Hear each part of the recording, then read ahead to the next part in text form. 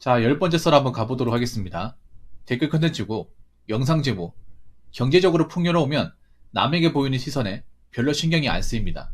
왜냐하면 얼마든지 살 수 있는 조건이 되고 자신감이 있으니까요. 라는 영상에 달린 댓글입니다.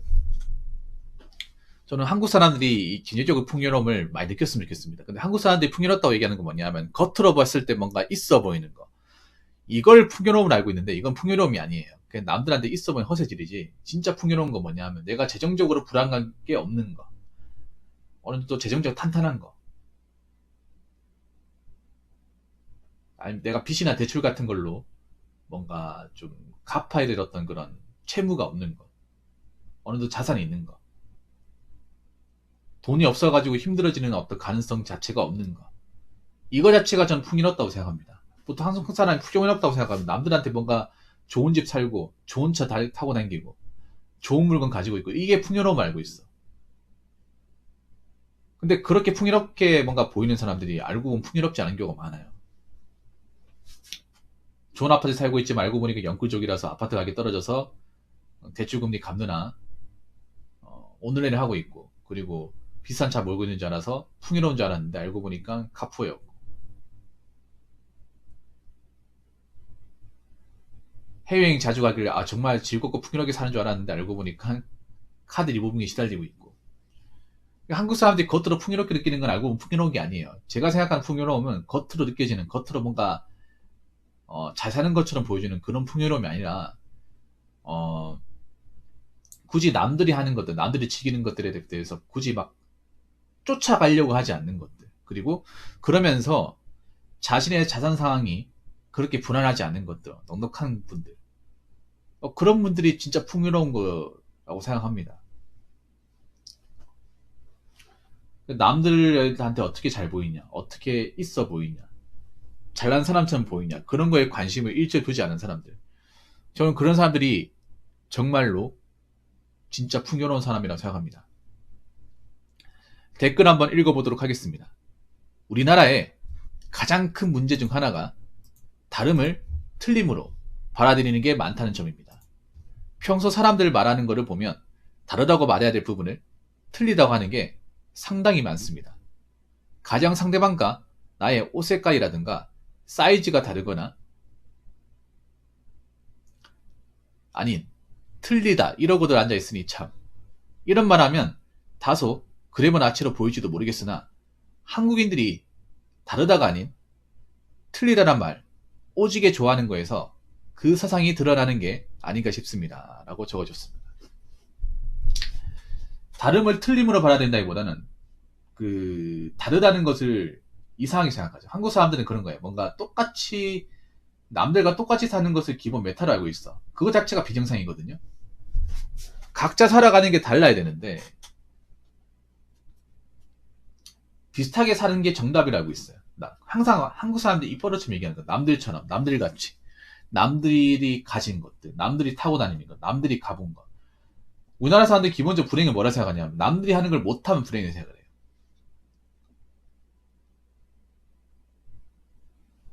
남들이 가본 곳을 못 가본 불행, 남들이 살고 있는 아파트를 못 사면 불행, 남들이 하는 결혼을 못하면 불행,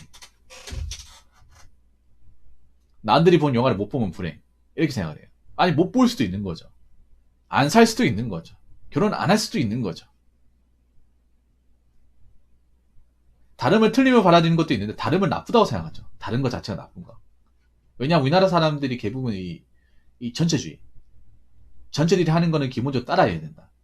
전체들이 속하는 것은 다 해야 된다. 뭔가 모든 어떤 삶의 기준을 그 전체의 관점에서 파악을 하기 때문에 그 전체가 이상한 건데, 우리나라 사람들은 전체가 하면 다 맞다고 받아들이죠. 우리나라 사람들은 나쁜 것도 다수가 하면 맞다고 받아들여요. 굉장히 이상한 사고방식이죠. 오히려 난 다수가 하는 것들이 더 틀린 게 많다고 생각하거든요.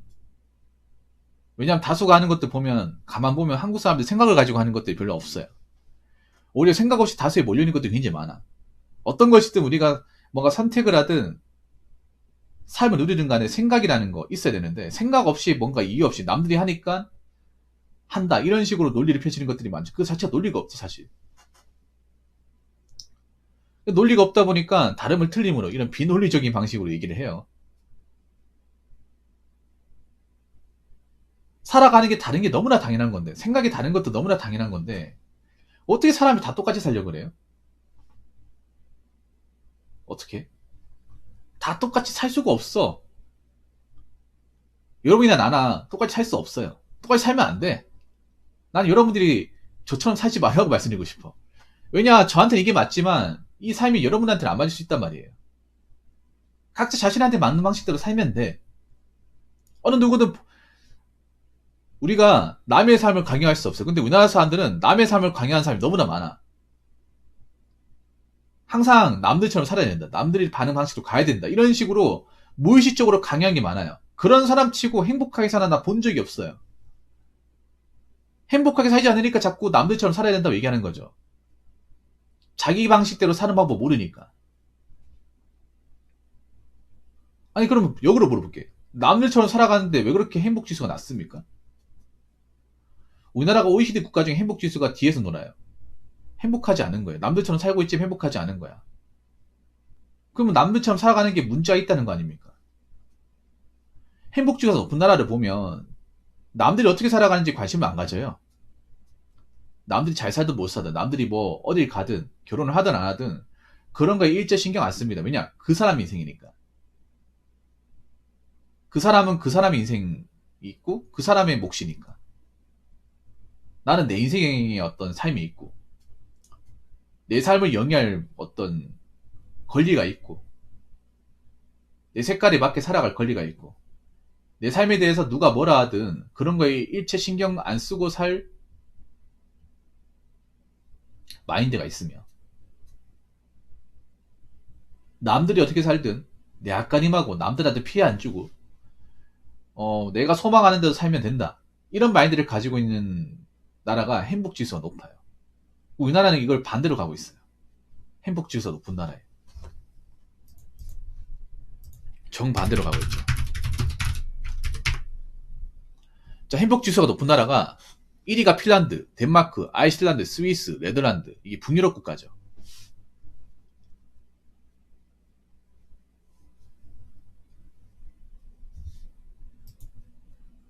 보통 동북아 계통의 나라들과 행복지수가 낮아요. 사실 우리나라만의 문제는 아닙니다. 행복지수가 낮은 게. 일본도 그렇게 높지 않고 중국도 낮아요. 한중일이 다 낮습니다. 그 공통점이 있어. 이 한중일 나라가 이 전체주의 사고방식을 다 가지고 있어요. 그리고 이 북유럽 나라, 행복지수가 높은 나라는 개인주의 사고방식을 가지고 있어. 이 북유럽 국가들이 가지고 있는 개인주의는 그런 거예요. 남들한테 특별히 내가 간섭도 안 하고 신경도 안 써요. 굳이 남들의 삶을 추종하거나 따라가려고 하지 않습니다. 내가 어떻게 사느냐, 내가 어떻게 삶을 즐기느냐, 내가 좋아하는 것이 무엇이냐, 내가 원하는 삶이 무엇이냐, 이런 데만 관심이 높지 남들이 원하는 삶이 무엇이냐, 남들이 하고자 하는 게 무엇이냐에 대해서는 그렇게 관심을 안 가지고 그렇게 내가 이렇고 저렇고 얘기를 안 해요. 왜냐? 남들과 나는 다르다는 것을 너무나 잘 알고 있기 때문에. 다르다는 것을 인정하고 받아들이기 때문에. 틀리다고 생각하지 않기 때문에 거기서 오는 가치관에서 우리나라는 굉장히 밀접하게 좀 차이가 있습니다. 결국 우리나라 사람들은 불쌍하게도 그런 거예요. 자의식대로 살아본 사람이 거의 없어요. 자기가 원하는 대로 살아본 사람이 없어. 그냥 남들이 원하는 대로, 부모님이 원하는 대로, 주변 사람이 원하는 대로. 원하는 대로만 살아봤지 내가 원하는 대로는 살아본 적이 없어요. 내가 하고 싶은 대로 살아본 적이 없어요. 한 번도 살아본 적이 없어. 그리고 할 줄 몰라. 항상 남들이 원하는 대로, 남들이 가고자 하는 방향대로 그렇게 끌려다니고만 살았지. 정작 내가 원하는 것은 무엇인가, 내가 가고자 하는 방향 무엇인가에 대해서는 생각을 해본 적이 없어요. 하다못해 취미생활도 남들이 하는 걸 하잖아. 자기가 원하는 걸 하는 게 아니라. 그러니까 오래 하지도 못해요. 참 안타깝습니다. 어떻게 보면 우리나라 사람들 불행한 방법을 다 하고 있어. 행복한 방법을 몰라. 막상 행복하기 위해서 하는 사람들이 다 불행한 방법이야. 그리고 자존감 낮게 하는 방법은 다 해. 그러면서 자존감 안 올라간다 징징대요. 자기들이 자존감 높게 하려고 안간애를 쓰면서. 여러분 그거 하셔야 돼요. 우리는 어차피 남들과 똑같이 살 수 없어요. 똑같이 살려고 하는 것 자체가 무모한 짓이에요. 생긴 것도 다르고 태어난 것도 다르고 부모님도 다른데 왜 똑같이 하려고 합니까? 왜 남들처럼 살려고 하시나요? 오히려 그 남들처럼 때문에 힘들게 살고 불행하게 사는 건데 행복지수가 안 올라가는 거고. 남들처럼이나 마인드를 버려요. 남들한테 인정받게 될 생각을 버려요. 어차피 남들한테 인정받으려고 태어난 거 아니잖아. 내 방식대로 살다 보면 당연히 남들과 다른 부분을 발견할 수밖에 없어. 그리고 상대방도 살아가다 보면 나랑 다른 게 있어. 거기에 대해서 우리가 이러쿵저러쿵 얘기하면 안 돼. 왜냐? 그 사람은 그 사람의 인생이고 나는 나의 인생이니까. 그 사람은 그 사람의 삶에서 그 사람의 방식대로 살아가는 게 나는 괜찮으니까 사는 거니까. 당연히 다를 수밖에 없는 거죠. 다름을 받아들이고 인정하는 것. 그리고 나만의 색깔을 가지는 것. 그리고 남의 인생에 대해서 이러쿵저러쿵 훈계하거나 타치하지 않는 것. 이게 어떻게 보면 각자의 행복대로 가는 길입니다. 우리는 너무나 많은 시간을 남들의 인생에 간섭하고 그리고 남들의 인생을 따라하고 추종하는 데 굉장히 많은 시간과 에너지를 써요. 사실 이 시간과 에너지가 너무 쓸데가 없습니다. 이런데 감정 낭비도 많이 하고 스트레스도 많이 받아요. 병적으로 집착하는 사람도 많고. 그래서 얻는 게 무엇입니까? 그렇게 해서 내가 받아들이는 게 무엇이에요? 얻는 게 별로 없어요, 여러분. 자존감만 떨어지고. 멘탈은 쿠쿠다스 멘탈이 되어가고. 항상 피곤하고. 자기 자신과 열등감에 사로잡혀 있고. 남들과 다른 사람을 무시하고 짓밟고. 못난 행동은 다 하고 있죠. 전 앞으로 대한민국이 많이 변해야 된다고 생각합니다. 그런 전체주의 사고방식에서 변해야 돼. 변하려면 어떻게 해야 될까요? 제가 봤을 때는 남들이 한다고 무의식적으로 따라하지 말아야 됩니다. 그걸 좀 거슬리셔야 돼요. 지금 젊은 사람들이 더 심해, 전체주의가. 나이 드신 분들보다. SNS나 미디어에 의해서 뭔가 인기가 많고 대세가 되면 이유 없이 따라합니다.